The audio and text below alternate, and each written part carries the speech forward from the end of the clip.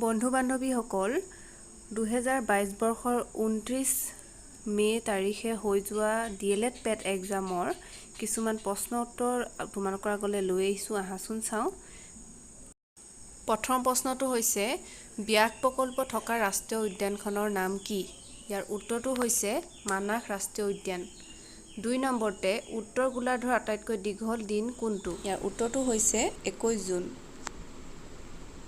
3 নম্বৰটো হৈছে ইটাখুলি ৰণত আহোমৰ কোনজন ৰজা বা স্বৰ্গদেউ আছিল? ইয়াৰ উত্তৰটো হৈছে গদাধৰ সিংহ।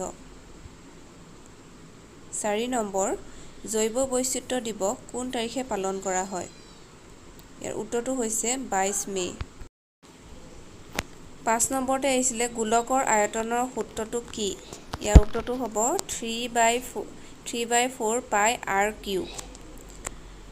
6 নম্বৰ প্ৰশ্নটো হ'ল ৰাজ্যসভালৈ কেইজন সদস্য মনোনীত কৰা হয়?